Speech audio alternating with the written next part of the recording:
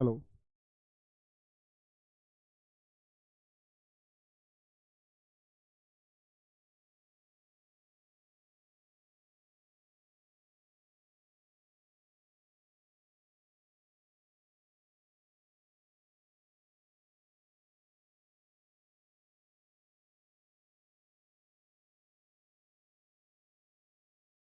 जय हिंद दोस्तों, मैं नवीन शर्मा आप सभी का स्वागत करता हूं। आशा करता हूं आप सब एकदम अच्छे हैं, एकदम बेहतरीन हैं। एक बार सारे प्यारे दोस्त बताएंगे आप सब कैसे हैं।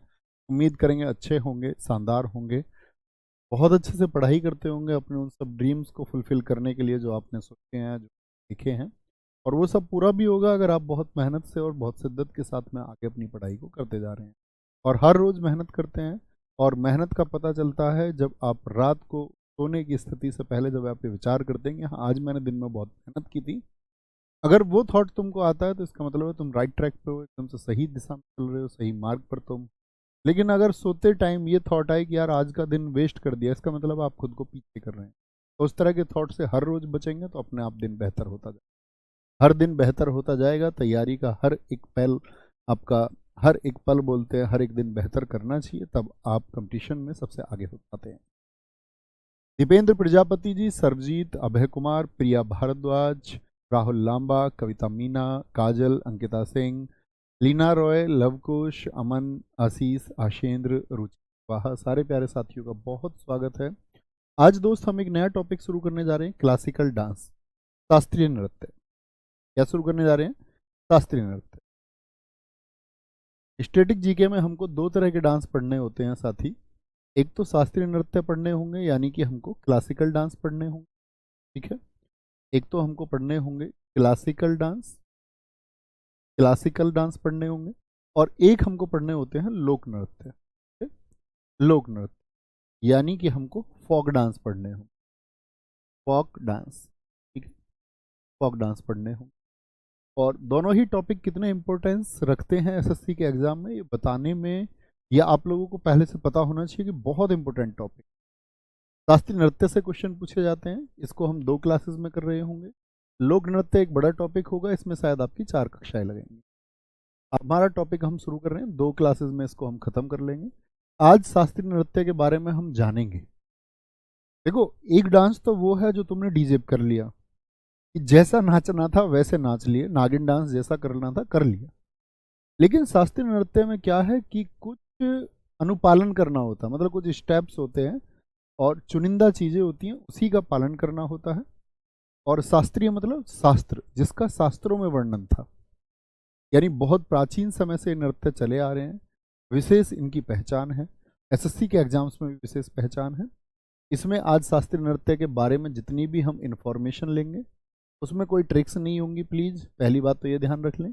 कल हम इसके जो डांसर्स हैं वो पढ़ रहे होंगे, यानी आज क्लास 1 में हम इसके बारे में जानेंगे विस्तार से, और क्लास 2 में साथ ही हम जान रहे होंगे इसके जो डांसर्स हैं। यहाँ पर ट्रिक होंगी क्योंकि प्रश्न सबसे ज़्यादा डांसर्स से पूछा जाता है और इन्फॉर्मेशन। तो पहले एक अच्छे छात्र की तरह सारी जितनी सूचनाएं हमको होनी चाहिए शास्त्रीय नृत्य के बारे में उनको जानेंगे, कल कलाकारों को जानेंगे। ओके, ठीक है। और जब आज की क्लास होगी, मैंने बताया जब कभी भी नया टॉपिक होगा, आज लगभग 2 बजे के करीब या 2 बजे से पहले तक आपको पीडीएफ मिल जाएगी इसकी, शास्त्रीय नृत्य और उसके आपके कलाकार। यानी आज की जो क्लास है और कल जो क्लास होगी पीडीएफ आपको आज ही मिल जाएगी, ठीक है। उसको देख करके आप अपने नोट्स हूबहू बना सकते हैं, और या चाहे तो क्लास में लेके फिर नोट्स को बैठा करो। ओके, आगे शुरू करें साथी। शास्त्रीय नृत्य विधाएं यानी कि क्लासिकल डांस, क्या मैंने नाम बोला इनका? इनका नाम है क्लासिकल डांस। कितने साथी जानते हैं क्लासिकल डांस देश में कुल कितने हैं? क्लासिकल डांस देश में कुल कितने हैं, कितने साथी जानते हैं? शास्त्रीय यानी कि जो हमारे क्लासिकल डांस है उनके बारे में जानकारी भरत मुनि, एक ऋषि थे, भरत मुनि के नाट्य शास्त्र में मिलती है। यानी उनकी बुक का नाम है नाट्य शास्त्र।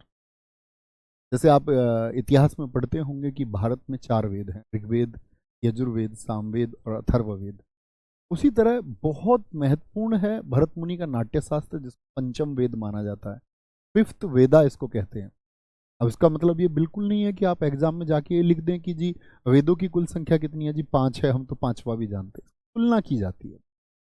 क्योंकि इसमें क्या हुआ कि काव्य जो आपका पोइट्री होती है उसको लिखने के ढंग, जो अलंकार होते हैं, ठीक है, या हम बात करते हैं आपसे जो रस होता है किसी भी काव्य को पढ़ते समय, जो जॉय आता है, आनंद आता है, उस सब के बारे में इन्होंने लिखा, साथ में शास्त्रीय नृत्य के बारे में लिखा। एग्जाम में यदि आएगा आपसे क्वेश्चन कि शास्त्रीय नृत्यों की कुल संख्या कितनी, यानी क्लासिकल डांस कितना है, आपको लिखना है 8। 9 कोई नहीं लिखेगा। 9 कब लिखना है? जब पूछे जो कल्चरल मिनिस्ट्री है, संस्कृति मंत्रालय के अनुसार कितने हैं, तो 9 है, और नवा माना गया है 6 को। संगीत नाटक अकादमी, ये हमको आंसर देना होता है क्योंकि इसकी चीजें मान्य, ये कहती है कि 8 शास्त्रीय नृत्य हैं। और संगीत नाटक अकादमी को जो इस्टेब्लिश किया गया वो 28 जनवरी 1953 को इस्टेब्लिश किया गया। ये इसका इस्टेब्लिशमेंट ईयर है और नई दिल्ली में इसका हेडक्वार्टर। छऊ को अर्धशास्त्रीय नृत्य भी कहा जाता है, क्योंकि संगीत नाटक अकादमी कहती है कि क्लासिकल डांस है उनका नंबर कितना है, 8 है, वो छऊ को नहीं कैलकुलेट करते। अब मैं आपसे जानना चाहूंगा, छऊ मैंने आपको कहाँ का बताया था? छऊ एक उत्सव में भी हमने पढ़ा था, पुरुलिया छऊ, मयूरभंज छऊ, सरायकेला छऊ। तो छऊ हमने कहाँ का पढ़ा था? क्या आप बता पाएंगे सारे साथी? क्या बोलेंगे? तो क्या कहेंगे? आप कहेंगे जी भैया। यानी कि हमको आंसर लिख के आना है कि संगीत नाटक अकादमी कहती है, संगीत नाटक अकादमी कहती है कि शास्त्रीय नृत्यों की संख्या 8 है। वह संगीत नाटक अकादमी जो 28 जनवरी 1953 को, 28 ऑफ जनवरी 1953 को इस्टेब्लिश की गई दिल्ली में, वह कहती है कि 8 क्लासिकल डांस है।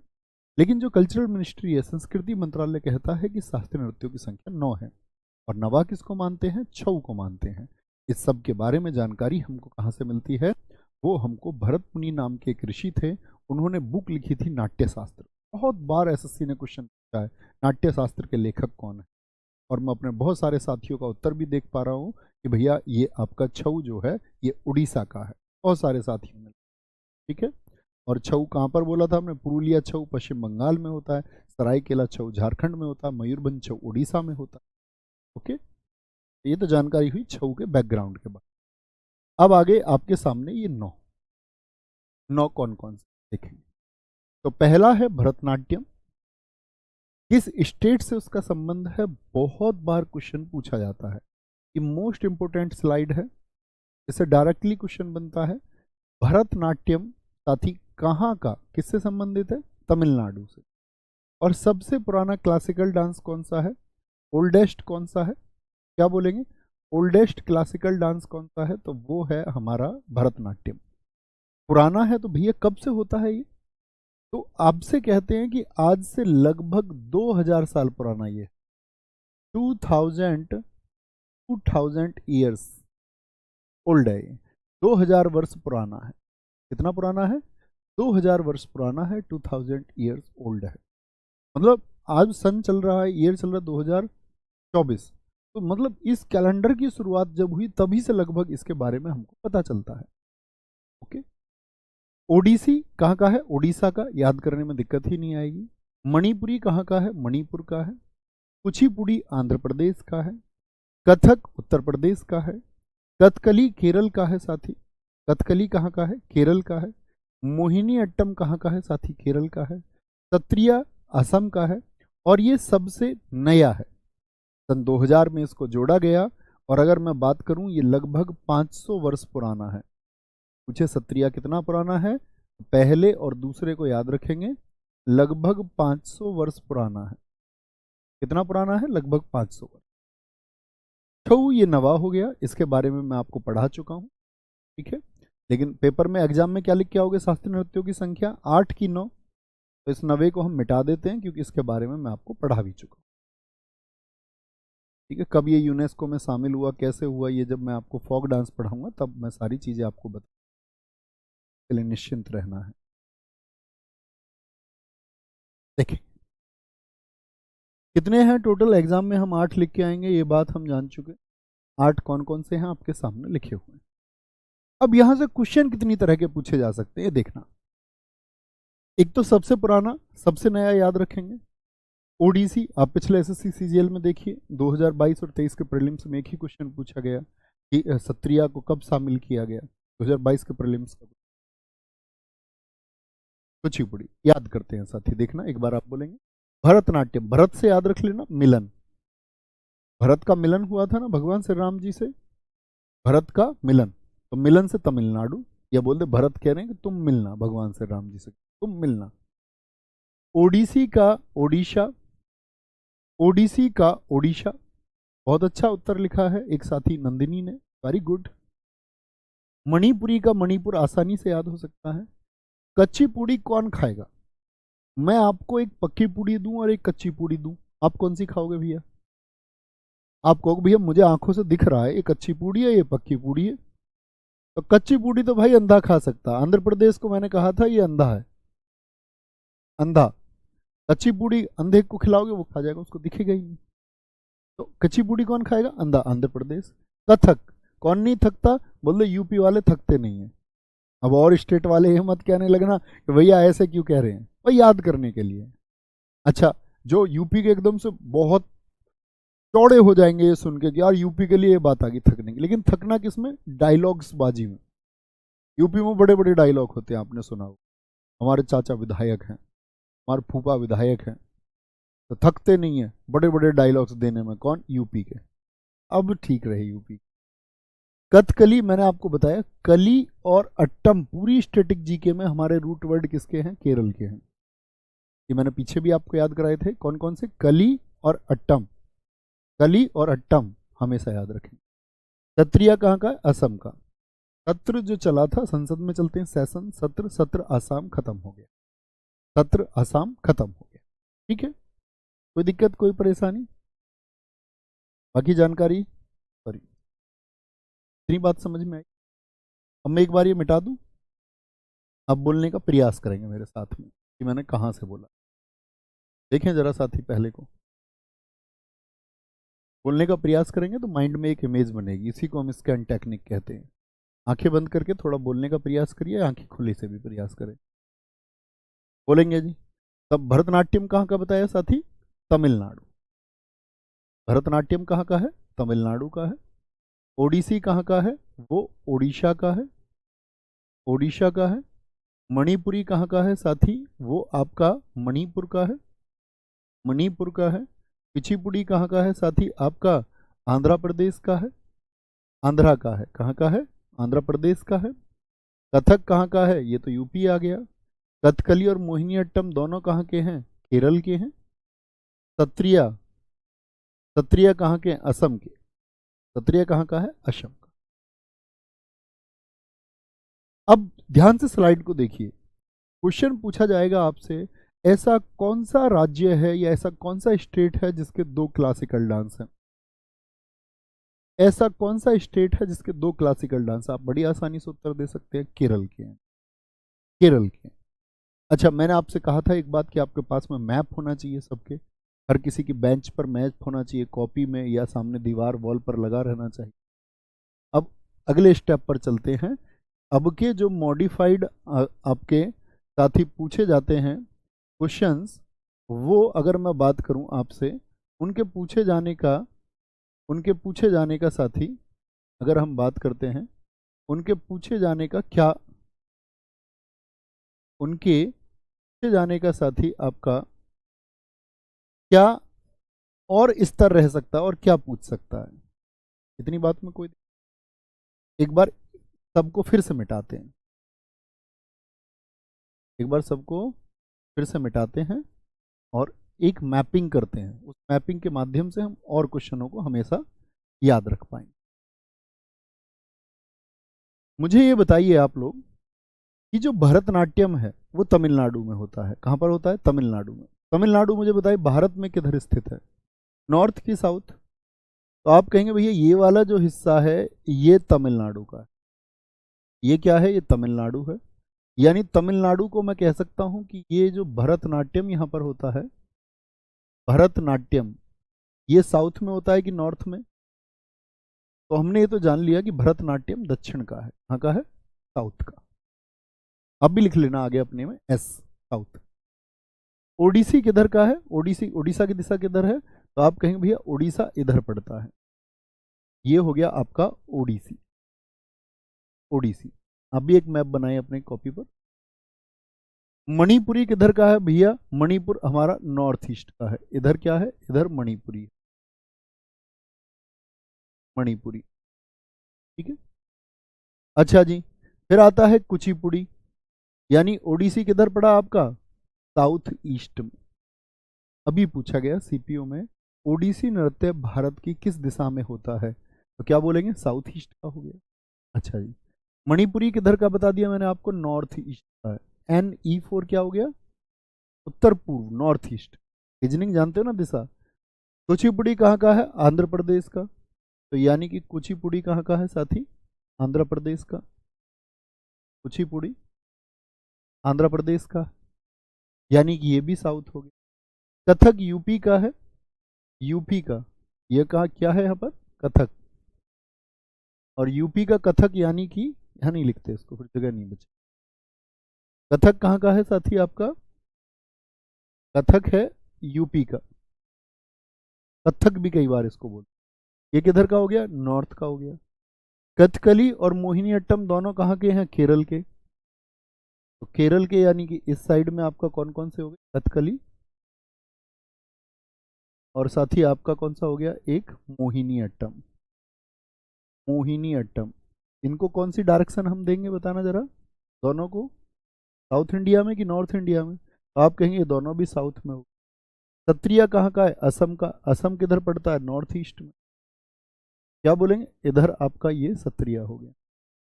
इस तरह से ये हमारे 8 है।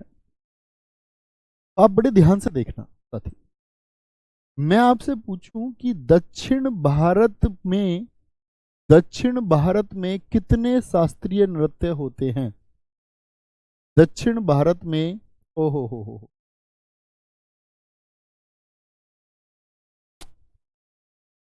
कोई नहीं, फिर से लिख लेते हैं। भारतनाट्यम को मैंने आपसे कहा, एक बार मैं इसको मिटा लेता हूँ फिर से सारे को, कई लेयर इसमें चढ़ गई ना, रियली सॉरी। फिर से कर लेंगे, कोई दिक्कत। यहाँ देखिए, मैंने आपको अभी क्या बताया था यहाँ पर कि केरला में आपका कथकली, कथकली और आपका मोहिनी अट्टम, मोहिनी अट्टम, ठीक है साथी। 3 3 6, क्या बोलेंगे? 2 3 5 2 7 1 8। भरतनाट्यम किधर था? फिर से बोले, अच्छी बात है, प्रैक्टिस होगी। South east. साउथ ईस्ट में आपका ओडिसी। मणिपुरी किधर है? North east. कुचिपुड़ी किधर है? साउथ में। क्या आपका कथक किधर? नॉर्थ में। कथकली साउथ में, मोहिनीअट्टम साउथ में, और आपका सत्रिया किधर है? North east. तो मुझे बताओ साउथ के कितने हैं? सारे दोस्तों ने उत्तर दिया 4। एक तो ये रहा भरतनाट्यम, कुचिपुड़ी, कथकली और मोहिनीअट्टम। तो साउथ में कितने हैं? साउथ में भैया 4 क्लासिकल डांस हैं। अच्छा मुझे बताओ नॉर्थ ईस्ट में, उत्तर पूर्व भारत में कौन कौन से हैं? मणिपुरी है और सत्रिया है। तो नॉर्थ ईस्ट के कितने हो गए साथी? नॉर्थ ईस्ट के हो गए 2। अच्छा साउथ ईस्ट का कितना है साथी? आपका साउथ ईस्ट का ओडिसी है सिर्फ एक, उसकी संख्या 1 है। और नॉर्थ का साथी कितना है? नॉर्थ में आप कहेंगे 1 है। नॉर्थ में क्या है? 1 है। ऐसे हम इसको देखते हैं, ये साउथ हो गया, ये नॉर्थ हो गया, ये ईस्ट हो गया, ये वेस्ट। तो मुझे नहीं लगता किसी भी साथी को कोई दिक्कत आती हो। आई डोंट थिंक कोई दिक्कत। तो क्या बोलेंगे? साउथ में हो गया। अभी ऐसा तो नहीं है कोई बुद्धू बच्चा जो बोले जी साउथ को दक्षिण तो बताओ। ऐसे बुद्धुओं का कहीं नंबर नहीं है दूर दूर तक भी, याद रख लेना।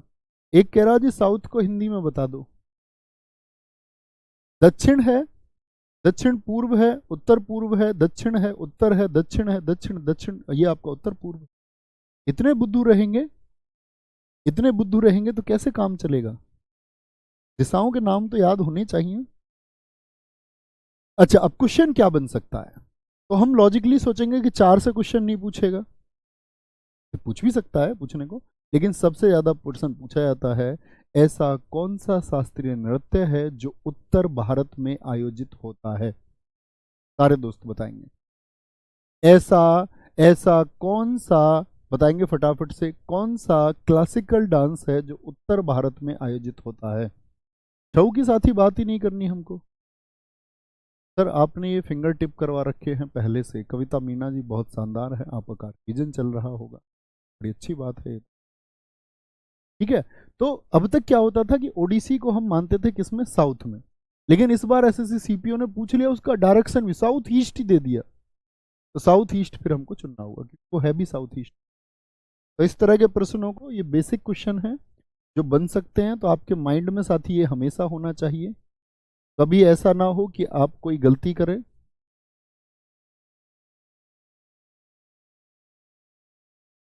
कभी ऐसा ना हो कि आप कोई गलती करें।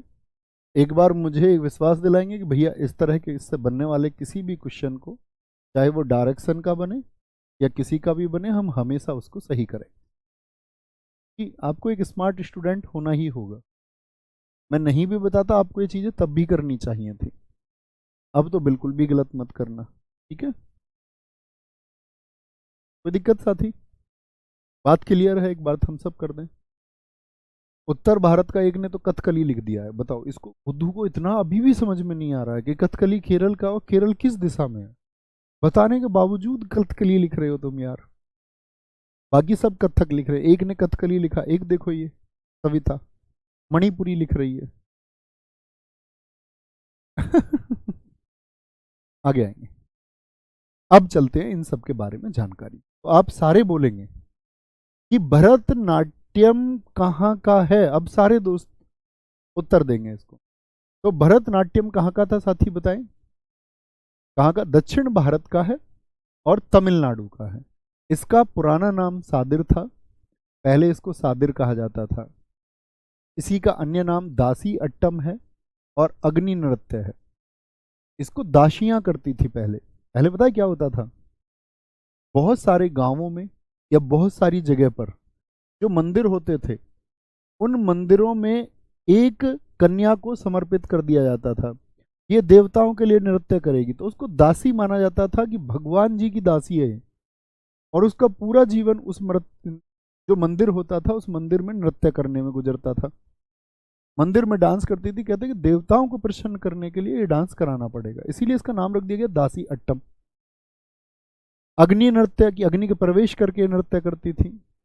इस भरतनाट्यम के बारे में हमको ये जानकारी दो बुक से मिली, एक तो शिल्पाधिकारम, तमिल की बुक है एक, आप हिस्ट्री जब पढ़ेंगे तो जब आप तमिल साहित्य को पढ़ेंगे वहाँ पे तमिल संगम, तब आप जानेंगे।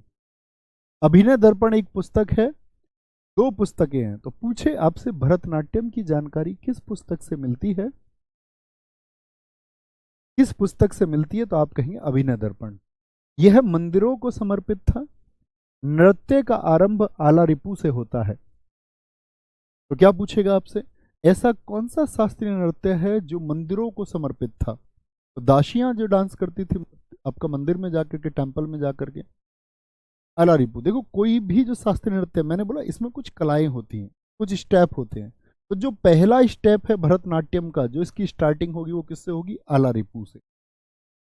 आपसे क्या क्वेश्चन पूछेगा, दो तरह से, कि भरतनाट्यम की शुरुआत किस स्टेप से होती है, या आपसे पूछ लेगा आला रिपु, आज तक पूछा गया आला रिपु का संबंध किस शास्त्रीय नृत्य से है। आला रिपु किससे है, आला रे आला, भरत से मिलने को भगवान से राम जी आ रहे हैं, आला रे आला, आला रिपु।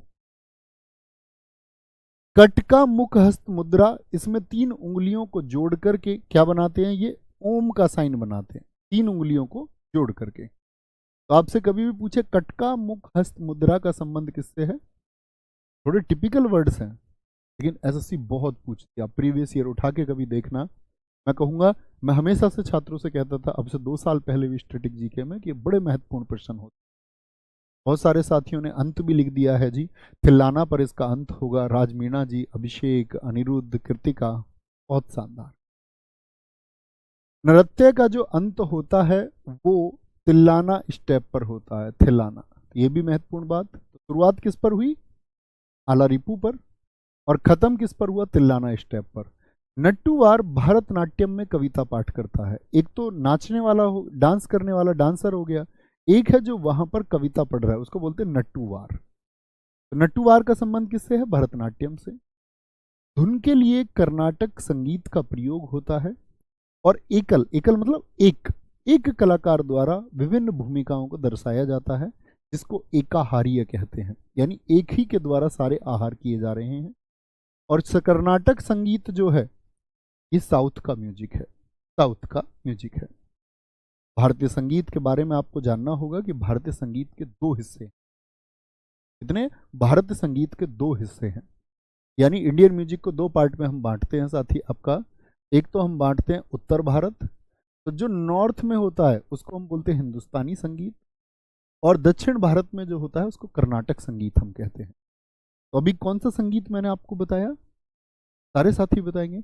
अभी मैंने आपको भरतनाट्यम में कौन सा संगीत, तो भरतनाट्यम नॉर्थ का है कि साउथ का है? तो साउथ का। तो साउथ में कौन सा म्यूजिक होगा भैया? आप केरल देख के आए ना इस डांस को? हाँ, केरल में हम मोहिनी अट्टम देख के आए साथी, कथकली देख के आए, मैंने लाइव भी दिखाया था इंस्टाग्राम आपको। सुनील भाई ठीक कह रहे हैं। इस नृत्य में भाई जब म्यूजिक आएगा तो क्या बोलेंगे, उसमें कौन कौन से वाद्य यंत्र होते हैं? मृदंगम, अभी आप इनके फोटोज दिखाऊंगा मैं आपको जब म्यूजिकल इंस्ट्रूमेंट्स में पढ़ाऊंगा। वीणा जो माँ सरस्वती जी के पास है, भगवान श्री कृष्ण जी के पास जो बांसुरी है आदि का प्रयोग होता है। जैसे क्वेश्चन पूछा हुआ है भरतनाट्यम में कौन से वाद्य यंत्र का प्रयोग होता है, तो मृदंगम, वीणा और बांसुरी। कोई दिक्कत, कोई परेशानी? रिपीट कर लें एक बार, देख लो इसको अच्छे से, कौन सा पॉइंट ऐसा है जो आपको क्लियर नहीं है। आंखें बंद करिए, बोलिए कि तमिलनाडु, मेरी बात सुनिए ध्यान से भैया, दक्षिण भारत में तमिलनाडु में एक शास्त्रीय नृत्य है आपका जिसका नाम है आपका क्या? भरतनाट्यम। भरतनाट्यम की अगर हम बात करते हैं साथी किस राज्य में? तमिलनाडु राज्य में आयोजित किया जाता है। यह मंदिरों को समर्पित है। इसका पुराना नाम सादिर था। इसी नृत्य को हम दासी अट्टम और आपका अग्नि नृत्य के नाम से भी जानते हैं। इस नृत्य की शुरुआत आलारिपू से होती है और इस नृत्य का जो अंत होता है वह थिल्लाना पर होता है। कट का हस्त मुद्रा का इस्तेमाल भी किसमें होता है? भरतनाट्यम में ऊंट का साइन बनाया जाता है। अगर हम संगीत की बात करते हैं तो संगीत कौन सा प्रयोग होगा? दक्षिण भारत का, अर्थात हमारा कर्नाटक संगीत इसमें प्रयोग होता है। ठीक है। नटुवार क्या करता है? कविता का पाठ करता है और एक ही कलाकार के द्वारा विभिन्न भूमिकाओं को किया जाता है, इसीलिए उसको एकाहार्य हम कहते हैं। क्या बोलते हैं? एकाहार्य। इसमें प्रयुक्त जो वाद्य यंत्र हैं वह मृदंगम, वीणा और बांसुरी है। बोलो आया मजा? इस तरह की जानकारी भी आपको इकट्ठी करनी होंगी अगर टॉपर लिस्ट में आना चाहते हो। तो काम चलाना चाहते हो तो बात दूसरी, काम तो चलता रहेगा, फिर 2-4 साल 5 साल तैयारी चलती रहती है बच्चों की। ठीक है, कोई दिक्कत, कोई परेशानी? आगे आएंगे भैया। आपने उनसे कोई क्वेश्चन तो नहीं पूछ लिया था? नहीं दोस्त, मैं क्या क्वेश्चन, वो उनकी एक्सपर्टीज है उसमें, बहुत आगे। तो बस 4 लाइन जानते हैं उसके बारे में, वो उसके कलाकार हैं, सम्मान्य लोग हैं कि भारत की जो पुरानी संस्कृति और कला है उनको बचाए हुए है कोई। ओके सर, वॉइस कम आ रही है बेटा, आ रही है ना? कम को मैं धीमे ही बोलता हूँ, ठीक है। मैं धीमे ही बोलता हूँ, मैं हमेशा बच्चों से कहता भी हूँ, उनको बताता हूँ कि एक स्टूडेंट को ऑनलाइन स्टडी के दौरान अपनी आंखों का और अपने कान का ख्याल रखना है। आंखों का इसलिए, जैसे आप देख रहे हैं ना, बैक कैसा है? ब्लैक कलर का है। आप पुरानी यूट्यूब वीडियोस खोलिए, उन सब के बैकग्राउंड आपको वाइट मिलेंगे। मैंने इसके बारे में अवेयरनेस प्रोग्राम चलाया, सब लोगों से बात की, सब टीचर्स से बात की कि बच्चों को हमको ब्लैक बैकग्राउंड पे, बहुत सारे लोग माने उस चीज़ को फॉलो करते हैं, बहुत सारे लोग अभी भी नहीं फॉलो करते ब्लैक बैक, कुछ लोग वाइट बैकग्राउंड पे। क्या आप आंखें खो देंगे अपनी वाइट बैकग्राउंड पे पढ़ेंगे तो। और साथ में आप याद रख लेना, माइंड का एक वर्क फंक्शन है। आपसे किसी ने प्यार से कुछ जो बोला होगा वो मेमोरीज हमेशा आपके माइंड में रहेंगी। आप भूल जाएंगे स्कूल में आपके दोस्त ने आपको किस प्रकार से गाली दिया, किस प्रकार के चिल्ला के उससे बात की थी, नहीं याद रहेगा। क्योंकि मस्तिष्क की मेमोरी का ये सिद्धांत है कि जो बहुत तेज आवाजें उससे टकराती हैं वो रिफ्लेक्ट होकर वापस चले जाती है एक टाइम के साथ। तो बहुत अधिक चिल्लाने की अवस्था में ना तो अध्यापक को पढ़ाना चाहिए और ना किसी को पढ़ना चाहिए। ये मूल नियम है कुछ पढ़ने के, ठीक है। आंखों का ख्याल रखना है। हमें सारे स्टूडेंट से ये भी कहता हूँ कि आपको अपनी आंखों के लिए प्रैक्टिस करनी चाहिए, 2 मिनट इन आंखों को देनी है। इस संसार को आप इन आंखों से देखेंगे। आप सोचिए, आप पढ़ते हैं और कल आपको पता चले कि आप देखने लायक नहीं रहे, क्या ही अर्थ है उस अध्ययन का? कि आप सुनने लायक नहीं रहे, है ना। बहुत धीमे ही सुनना चाहिए, मैं बोलता ही धीमे हूं। ओडिसी कहाँ का है साथी, बोले सारे दोस्त। उड़ीसा का है। कि भगवान कृष्ण से संबंध है इसका। यह त्रिभंग मुद्रा में किया जाता है। त्रिभंग मुद्रा किसकी है? ओडिसी की। इसे ओरिली भी कहा जाता है, तो ओरिली। इसकी शुरुआत किससे होती है? मंगलाचरण। और अंत किस पर होता है साथी? मोक्ष पर। अब याद करिए उसको क्या बताया था मैंने, अब एकदम से याद आएगा। तमिलनाडु। तमिलनाडु का जो भरतनाट्यम है उसकी शुरुआत आलारिपू पर, उसका अंत किस पर हुआ? थिल्लाना पर। इसकी शुरुआत मंगलाचरण से। तो मंगलाचरण का संबंध किस शास्त्रीय नृत्य से है? और मोक्ष का संबंध किस शास्त्रीय नृत्य से है? मंगलाचरण यानी पृथ्वी माता को पुष्प अर्पित किया जाता है शुरुआत में, और मोक्ष जो अंतिम होता है उसमें थरिजम डांस होता है, एक ओडिसी का ही भाग है। तो कभी भी पूछे थारिजम जो डांस है उसका संबंध किससे है? थारिजम का तो हम बोलेंगे भैया ओडिसी से। ठीक है। कह रहे भैया इसीलिए लोग कॉल पर धीरे धीरे बात करते हैं। हाँ, तो प्रेम की बातें ध्यान रहती हैं, शब्द भी ध्यान रह जाते हैं, तेज आवाजें ध्यान नहीं रहती है। बोला करो, कोई तेज बोले तो सर नहीं, तेज नहीं, धीमे। धीमे के पक्ष में आपको होना चाहिए कि आपको आवाज भर आए और आप सुन। नृत्य के उदाहरण, इस डांस के बारे में जानकारी जैसे हमको आपका भरतनाट्यम के बारे में 2 पुस्तकों से मिली। उदयगिरी और खंडगिरी की गुफाएं हैं। ये गुफाएं कहाँ पर हैं? आपका ये गुफाएं हैं उड़ीसा में। गुफाओं से भी क्वेश्चन पूछता है एसएससी, तो वहां से इनके बारे में प्रमाण मिलता है। मुख्यतः वहां की जो महारी जनजाति है उसके द्वारा ये किया जाता है। नृत्यांगनाएं शरीर से जटिल ज्यामितीय पैटर्न बनाती हैं। इसे सचल मूर्ति कहा जाता है, जैसा कि फोटो में भी हमने दिखाया आपको। ज्यामितीय पैटर्न कौन सा है? जो उन्होंने बना रखा है। ठीक है, एक ज्यामितीय पैटर्न बनाती है, उसको सचल मूर्ति कहा जाता है। यह नृत्य जल तत्व का प्रतीक है। प्रयोग वाद्य यंत्र इसमें होते हैं मंजीरा, पखावज होता है ढोलक के जैसा ही, और ढोल और सितार प्रयोग होता है। ठीक है, देखेंगे तो क्या क्या मैंने आपको बताया। ओडिसी नृत्य का संबंध जो है वो भगवान श्री कृष्ण से है। इसके लिए कौन सी मुद्रा इस्तेमाल होती है? तो त्रिभंग मुद्रा आप याद रखेंगे। और एक जो विशेष प्रकार का ज्यामितीय पैटर्न बनता है उसको हम क्या बोलते हैं? सचल मूर्ति कहते हैं। इसकी शुरुआत साथ ही मंगलाचरण से होती है, अंत इसका मोक्ष पर होता है। और जब मोक्ष को परफॉर्म किया जाता है, प्रदर्शित किया जाता है, तो थारिजम डांस भी किया जाता है।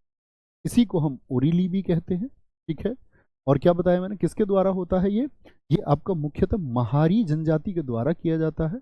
इसके बारे में जो एविडेंस मिलते हैं, साक्ष्य मिलते हैं, वो उदयगिरी की और या खंडगिरी की जो गुफाएं हैं उसमें इनके बारे में जानकारी मिली है कि इस तरह का नृत्य किया जाता था। वहां पर कुछ लेख मिले हैं। ठीक है, केव्स में, जिसको केव एडिक्ट हम बोलते हैं, गुफाओं पर लिखा मिला है इसके बारे में।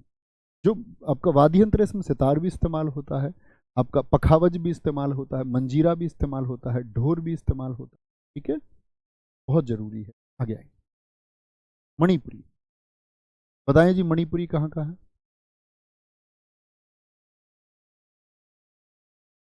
फटाफट से बताएं, मणिपुरी साथी कहाँ का है? बहुत बढ़िया।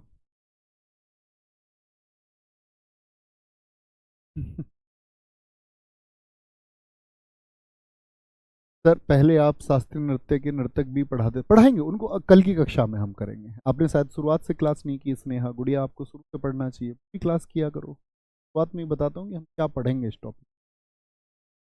मणिपुरी किससे है? ये भगवान विष्णु जी से संबंधित है। ओडिसी किससे था? भगवान श्री कृष्ण से संबंध था उसका। भगवान श्री कृष्ण के बाल्यकाल की कहानियां इसमें भी समझाई जाती हैं, मणिपुरी में भी, और किसमें? ओडिसी में भी। इसके 3 प्रमुख शैली हैं। लाई हरोबा मोस्ट इंपोर्टेंट, मुझे नहीं लगता एसएससी का कोई भी शिफ्ट खाली रहा हो। शिफ्ट से मतलब एग्जाम। संकीर्तन और रासलीला, 3 तरह की परफॉर्मेंस होती है। तो बहुत पूछा जाता है। लाई हरोबा तो मैंने आपको याद भी लाया, ओ संग लाई मणि। तो यो संग त्योहार और लाई हरोबा एक फेस्टिवल भी है। कहाँ का? मणिपुर का एक फेस्टिवल भी है। तो आपसे पूछे लाई हरोबा नृत्य किसका भाग है?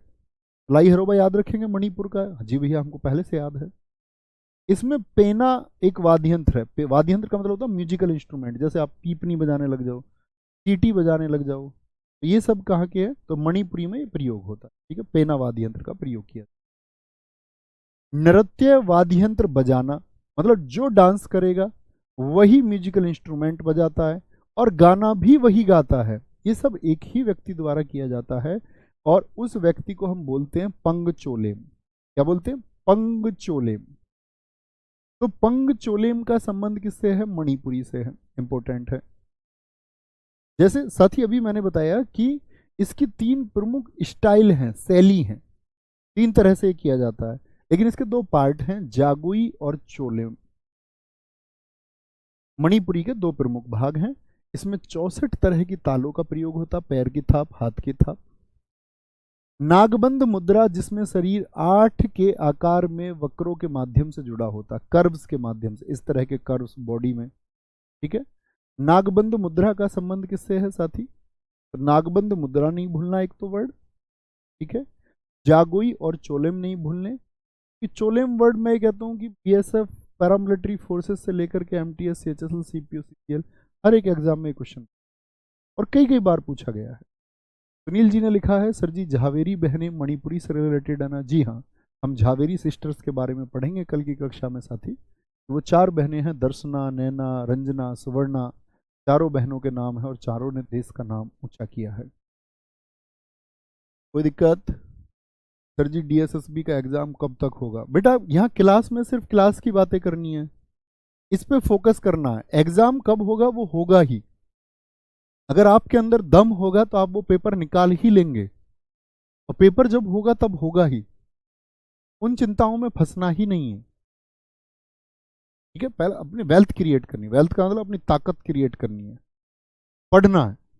आप सड़क पर खड़े थे, आपने देखा एक गाड़ी निकल के गई, अब आपने एक माइंड में लगातार ये चल रहा, मैं ये गाड़ी खरीदूंगा, मैं ये गाड़ी खरीदूंगा, मैं ये गाड़ी खरीदूंगा, मैं मुझको ये लेना, अब उस चिंताओं में डूबे हुए।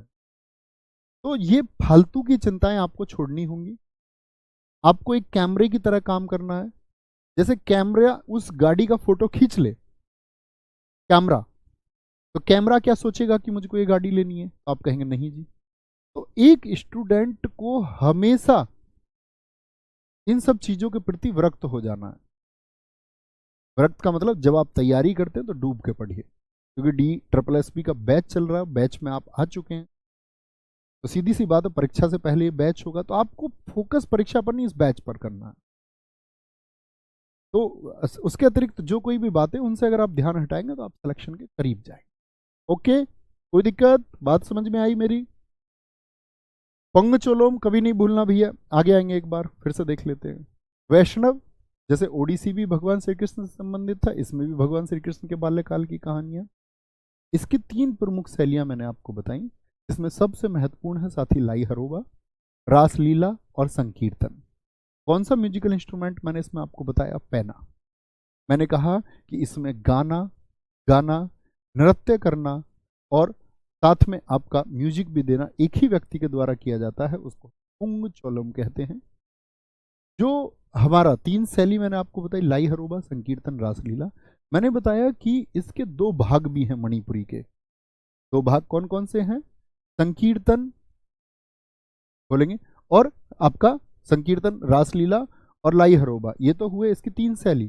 2 भाग कौन कौन से हैं इसके साथ ही बोलेंगे? तो 2 भाग है, जागुई और चोले, 64 ताल और नागबंद मुद्रा। चौथा बताएंगे भैया, कुचिपुड़ी कहाँ का बताया था मैंने? साउथ का कि नॉर्थ? बोलेंगे साउथ का कि नॉर्थ का? बताएंगे सारे दोस्त। Very good, very good. Guruji त्रिभंग मुद्रा करके दिखाइए। भाई साहब, मैं इतना बड़ा डांस का एक्सपर्ट होता तो मैं उसमें शास्त्रीय नृत्य ही कर रहा होता। मेरा काम पढ़ाने का, मैं एक टीचर हूँ, मैं आपको स्टेप थोड़ी करके दिखा सकता हूँ कि आप कहेंगे भैया ये ओरिली का स्टेप बनाइए, 64 तालों का प्रयोग करके दिखाइए। ये दर्शाएगा सिर्फ और सिर्फ इस तरह की बातें आप करते हैं कि आप एक बुद्धू छात्र हैं। बुद्धू छात्र समझते हैं? चलो, कुचिपुड़ी, क्या बोलेंगे? कुचिपुड़ी आंध्र प्रदेश के कृष्णा जिले के एक गांव कुचेलापुरम के नाम पर इसको रखा गया। तो अभी पूछा गया था आपका, पिछले एसएससी सीजीएल 2022 के प्रीलिम्स को आप देखेंगे कि आज जो नहीं, सॉरी, एसएससी सीजीएल प्रीलिम्स में नहीं पूछा गया, सॉरी, ये पूछा गया था Delhi police head constable ministerial, जो एडब्ल्यूओ वाला, दोनों में सेम क्वेश्चन पूछा गया था कि कुचिपुड़ी का जन्म आंध्र प्रदेश के किस जिले से हुआ। यह भाषण यानी कि जो कलाकार अपने मुख से शब्द निकाल रहा है और डांस कर रहा है उन दोनों को जोड़ता है। भागवत पुराण को आधार माना जाता है। पीतल की तस्तरी में पैर रख के इस नृत्य को किया जाता है। तो पीतल की तस्तरी किस नृत्य में प्रयोग होती है? तो क्या बोलेंगे भैया? कुचिपुड़ी में प्रयोग होती है। ये भी साउथ का है तो कर्नाटक म्यूजिक तो बड़ी आसान सी बात है। मैं पूछूं कुचिपुड़ी में कौन सा नृत्य प्रयोग, कौन सा संगीत प्रयोग होता है? तो हिंदुस्तानी कहेंगे कि कर्नाटक? आप कहेंगे हिंदुस्तानी तो भैया उत्तर भारत का है। ठीक है, क्या बोलेंगे? उत्तर भारत का है। बहुत ठीक लिखा कई साथियों ने। आंध्र प्रदेश, ऋतुराज चौहान जी, बहुत ठीक उत्तर आपने दिया। बादल यादव जी बहुत सारा thank you. You too always बहुत सारा प्यार। आप भी इस दुनिया के सबसे अच्छे छात्र हैं। अच्छे छात्रों के बहुत अच्छी बातें निकलती हैं। मटरी बोल देता हूँ मैं उन स्टूडेंट को जो खराब की बातें करते हैं बिना आधार की, उनको हम टैग देते हैं मटरी का। सिद्धेंद्र योगी को कुचिपुड़ी का आदि गुरु माना जाता है। आदि गुरु मतलब शुरुआती गुरु, जिन्होंने इसको सिखाना शुरू किया लोगों को। आदि का मतलब होता है स्टार्टिंग, शुरुआत। भगवान शिव जी के लिए आप भजन सुनते, आदि ना अंत है उसका, ना आदि ना अंत। आदि किसको बोलते हैं? शुरुआत को। शुरुआत करने वाले गुरु। नर्तकों को जो इसमें से डांसर हैं इनको हम भगवतालू के नाम से जानते हैं। भगवतालू के नाम से जानते हैं। तुल्ला कद या पत्ताक्षर का संबंध किससे है? वो कुचिपुड़ी से है। इस नृत्य भाग में शरीर की हरकतें शामिल हैं। कावुत्तम में क्या होता है? व्यापक कलाबाजियां, हवा में करतब किए जाते हैं। मंडूक शब्दम का इस्तेमाल किसमें होता है? वो आपका कुचिपुड़ी में होता है। जलचित्र नृत्यम, इसमें कलाकार अपने पैर के अंगूठे से सतह पर चित्र बनाते हैं, मतलब पैर के अंगूठे से चित्र बनाना डांस के दौरान ही। पुरुष कलाकारों की पोशाक को बगलबंदी कहा जाता है। तो पूछे कुचिपुड़ी में इस्तेमाल होने वाली जो आपकी पोशाक है उसको क्या कहा जाता है? तो क्या बोलेंगे? बगलबंदी कहा जाता है। देखिए क्या बोला मैंने? कुचिपुड़ी कहाँ का? आंध्र प्रदेश। आंध्र प्रदेश के किस जिले का? आपका कृष्णा जिले का। वहां पर जगह कौन सी? कुचेला। और ये किसको जोड़ता है? जो डांसर है, जो बोल रहा, भाषण और माइम को जोड़ता है। पीतल की तस्तरी पर यह नृत्य किया जाता है। संगीत, इसमें कर्नाटक संगीत प्रयोग होता है। भागवत पुराण की जो कहानियां उनको डांस के माध्यम से दिखाया जाता है। और कौन इसके मैंने आदि गुरु आपको बताए कि भैया इसके जो आदि गुरु हैं वो सिद्धेंद्र योगी हैं, जिन्होंने इसको सबको सिखाया। जो डांस करने वाले उनको भगवतालू कहते हैं। और यहाँ पर मैंने बताया एक जलचित्र नृत्यम भी होता है, जिसमें कलाकार पैर के अंगूठे से क्या करता है? सतह पर एक चित्र बनाता है। पोशाक को हम बगलबंदी कहते हैं। यहाँ पर 16 कद या पत्ताक्षर मैंने बोला कि शरीर की जो हरकतें हैं वो शामिल हैं। हवाई कलाबाजियां किसमें बताई? कावुत्तम में। और मंडूक शब्दम एक मेंढक की कहानी को बताता है। ठीक है, बहुत बढ़िया सर्वजीत भैया, जैसे आप स्टैटिक जीके के आदि गुरु हैं, ये सही शब्द है। नहीं, मैं कोई आदि गुरु नहीं, पुस्तकों के माध्यम से सारी जानकारियां जोड़ी गई हैं। हाँ, पर यह था कि हमने इस विषय की शुरुआत की, कोई इसको पढ़ाने को तैयार नहीं था। स्टैटिक जीके के नाम पे पता है क्या पढ़ाया जाता था? सोचो, प्रमुख बांध, प्रमुख नदियां, उनकी सहायक नदियां, पठार, एयरपोर्ट, परिवहन। तो पेपर से कोई लेना देना था नहीं दूर तक। और बच्चा स्टैटिक जीके में पेपर दे के आता है, जो नहीं पढ़ता। अभी भी जो छात्र नहीं पढ़ रहे होंगे, मान के चलो विनर्स बैच से नहीं जुड़े हुए हैं या अपने छात्र ही नहीं है, किसी माध्यम से बेचारे नहीं जुड़ पाए, उनको ये सब देखने को ही नहीं मिलेगा कहीं भी। कई भाई साहब एक्टिव हो गए ऑफलाइन सेंटर्स में, उन्होंने कॉपी निकाल के बांट दी। बच्चे का भला होना चाहिए, एटलीस्ट हमारी पीडीएफ ले लो, दिक्कत नहीं है। हमारा तो कोई भी पढ़ा रहा है कहीं भी, मेरी तरफ से अपने कंटेंट का कॉपीराइट कहीं नहीं। सबको जाए, सब पढ़ लें उसको, एटलीस्ट पढ़ाओ। ऐसा नहीं है कि वो तैयार करके। अब लोग क्या पढ़ते हैं? हिस्ट्री की 100 क्लासेस पढ़ाते हैं, इतिहास की 100 क्लासेस, और प्रश्न आने हैं 1-2 बेसिक प्रश्न आएंगे जिसमें से बच्चा कर ही लेता है। आप पढ़ रहे हैं इकोनॉमिक्स की 100 वीडियोस, इकोनॉमिक्स ज्योग्राफी आज परीक्षा से गायब हो चुके हैं। वेटेज ही नहीं बचा। वेटेज बचा है पॉलिटी।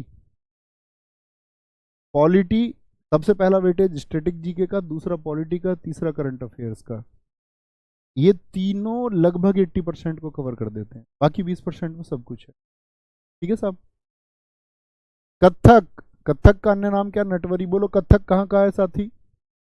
ये राधा कृष्ण की कथाओं पर आधारित है।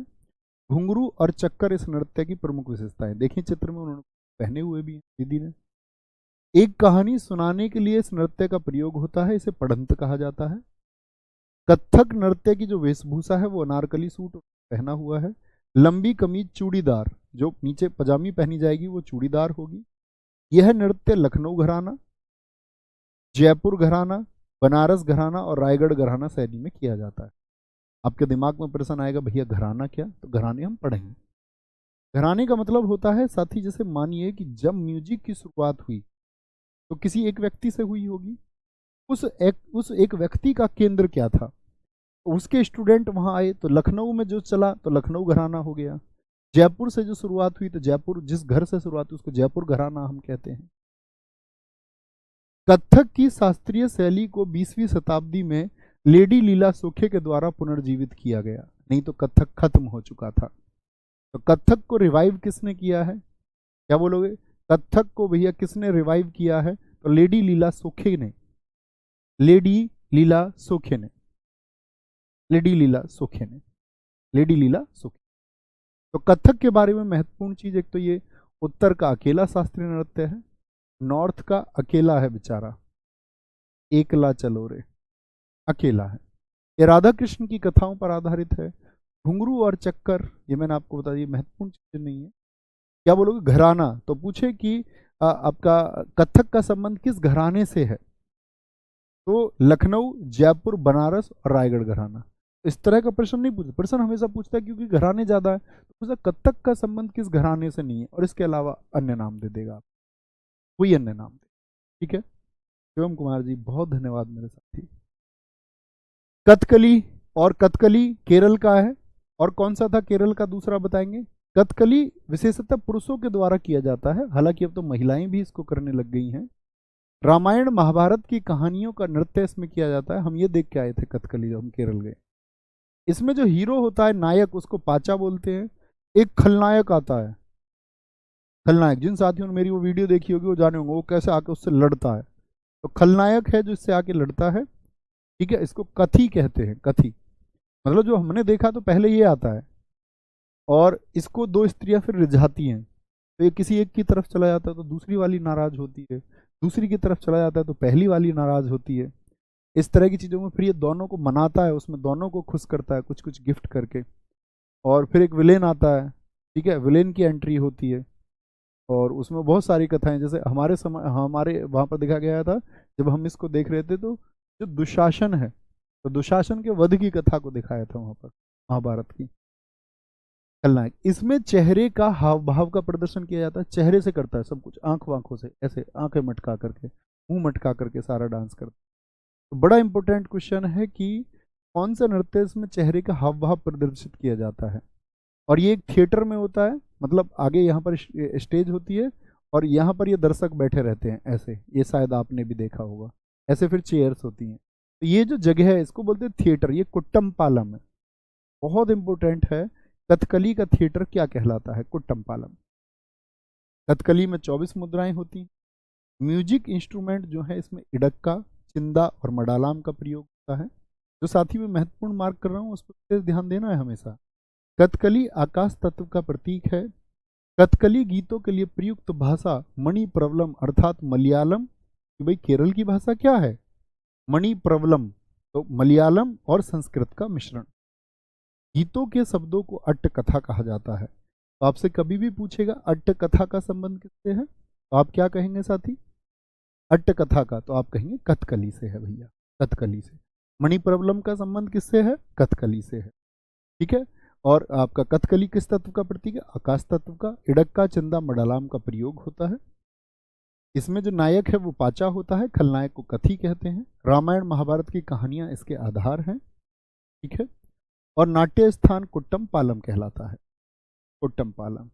चेहरे का भाव दिखाइए सर, सविता जी कह रही हैं। सविता बच्चे बोर्ड पे फोकस करना है, अतिरिक्त बातों पे नहीं। गंदे बच्चे मुझे बिल्कुल पसंद, ठीक है, गंदे बच्चे बिल्कुल पसंद नहीं है साथी। गंदे बच्चे से मतलब होता है कि आप लीक से हट के बातें करते हैं। तो जब आप टाइप कर रहे होते हैं तो आपको इतनी बुद्धि नहीं होती कि टाइप करते टाइम अब आपका मेरा ध्यान कक्षा से हट गया, तो जब मेरा ध्यान कक्षा से हट गया और मैंने इस कमेंट करने को ज़्यादा महत्व दे दिया तो मेरा ध्यान उस घर परिवार से भी हट गया जिसने सपने लगा रखे हैं मुझसे। साथी बहुत मेहनत करनी है, डूब के तन्मयता के साथ में ऐसी मेहनत करो कोई और ना कर पाए, तब तुम टॉप पे रहोगे। नहीं तो कोई भी रिप्लेस कर देगा तुमको, 2 दिन में कर देगा, कोई 1 महीने में कर देगा। ठीक है, टॉप पे बने रहना, निरंतर मेहनत करनी है। अलग अलग पात्रों के लिए चेहरे के सुपरिष्कृत श्रृंगार के साथ में सिर की टोपी का उपयोग किया जाता है। श्रृंगार या वेशम 5 प्रकार का होता है: पाचा, काठी, थड़ी, कारी और मिनुक्कू। अलग अलग रंगों के श्रृंगार में अपना महत्व होता है और बड़ी मेहनत करते हैं लोग। मैंने देखा तैयार होते हुए कम से कम 2 घंटे तैयार करने में लग जाते हैं, इतने वो खड़ा ही रहता है वजन को, उसको सोचिए कितना मुश्किल है। हरा रंग कुलीनता, देवत्व और सद्गुण इंगित करता है।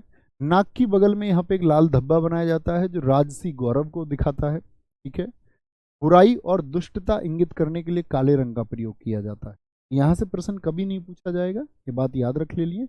बस याद रख लेना जो इसमें मेकअप होता है विषम कितने प्रकार का होता है? 5 प्रकार का। वो 5 कौन कौन से नाम है वो मैंने आपको लिख के बता दिए। ठीक है, पीडीएफ आपको मिलेगी ये। पीला रंग संतों और महिलाओं के लिए होता है।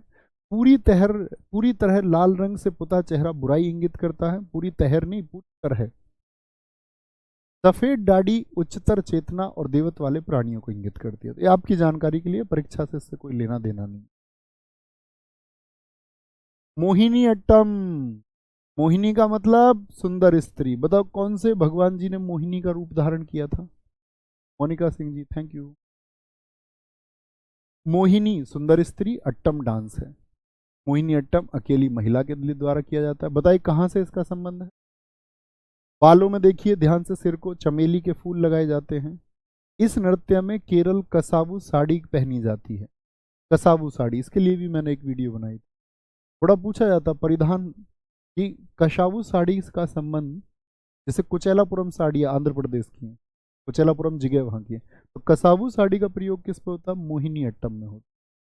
इस नृत्य का उल्लेख व्यवहार माला नामक प्राचीन ग्रंथ में किया जाता है। मैंने वहां जाकर ये भी देखा कि ये हैंडमेड साड़ियाँ होती हैं, कैसे ये बनती हैं हाथों से, बड़ी प्रसिद्ध है। विष्णु भगवान जी सारे साथियों ने लिखा कि उन्होंने रूप धारण किया था किसका? मोहिनी का, भस्मासुर को खत्म करने के लिए। विष्णु के स्त्रीण रूप की कहानी शामिल है। तो भगवान विष्णु जी ने जो अपना स्त्री का रूप धारण किया था, भस्मासुर जो सबके ऊपर हाथ रख के उनको भस्म कर देता था, तो भगवान विष्णु जी ने मोहिनी बने। मोहिनी देख के वो चक्कर में आ गया तो उसने भी डांस किया। इधर से भगवान विष्णु जी ने डांस किया, लास्ट में बोले कि मेरी तरह तुझको कॉपी करते रहना है, लास्ट में हाथ रखवा दिया, हाथ रख दिया उसने, खुद भस्म हो गया। इसमें मणि प्रबलम भाषा का प्रयोग होता है। मणि प्रबलम अभी मैंने बताई क्योंकि केरल का है ये भी। तो मणि प्रबलम कौन सी 2 भाषाओं का योग से बना है? तो मलयालम और संस्कृत का योग है। ठीक है, अंतिम नृत्य है साथी हमारा सत्रिया। सबसे नया सत्रिया है। सत्रिया से सबसे ज्यादा क्वेश्चन पूछे जाते हैं। वर्ष 2000 में शामिल किया गया, यानी पहले तो भैया 7 ही थे क्लासिकल डांस। सन 2000 में इसके लिए मेहनत की सबसे ज्यादा किसने? श्रीमद शंकर देव ने, और इसके फाउंडर हैं। और मोस्ट इंपोर्टेंट सबसे ज्यादा क्वेश्चन पूछा जाता है कि सत्रिया के संस्थापक कौन है? इसकी खोज लगभग 500 वर्ष पूर्व हुई, यानी 500 वर्ष पुराना है। सत्रिया को अंकिया नाट के प्रदर्शन के लिए लाया गया। अंकिया नाट एक नृत्य है। अंकिया नाट भी कहाँ का है साथी? ये असम का नृत्य है। जब इस नृत्य को पुरुष करता है तो भांगी, और जब इस नृत्य को महिला करती है तो उसको सीमांगी कहा जाता है। ठीक है, क्या बोलेंगे? त्योहारों पर यह नृत्य भोकोट द्वारा किया जाता है, पुरुष भिक्षुकों द्वारा। तो भोकोट को कई बार परीक्षा में साथी भोकोट लिख के पूछा गया है। भोकोट का संबंध किस डांस से है? तो क्या बोलेंगे? ये भैया सत्रिया से। सत्रिया से। इसमें बोरगीत संगीत का प्रयोग होता है। जब हम संगीत को पढ़ेंगे तब मैं आपको बताऊंगा भी उस टाइम पे कि बोरगीत का संबंध किससे है, और बड़े अच्छे से मैं इसको याद कराता हूँ वहाँ पर। आज शाम तो यार बोर हो गए थे, और बहुत सारे संगीत होंगे तब हम तभी याद करेंगे। नृत्य का जो बाहुना भाग है भगवान श्री कृष्ण जी की कहानियों पर आधारित है। तो ये जो हमारे 8 शास्त्रीय नृत्य थे उनके बारे में जानकारी थी साथी। आपसे उम्मीद करूंगा आप गहनता के साथ में 15-20 मिनट इसको पढ़ेंगे। सत्रिया कहाँ का है? असम का। और उसके बाद में कल इसके डांसर्स को हम याद करने का प्रयास करेंगे। वे ट्रिक्स बहुत सारी चीज़ें शामिल होंगी। बस आप लोग रिवीजन करते रहना। थैंक यू, नमस्ते, मिलते हैं साथी कल, और बड़ा ज़बरदस्त रहा। थैंक यू, जय हिंद।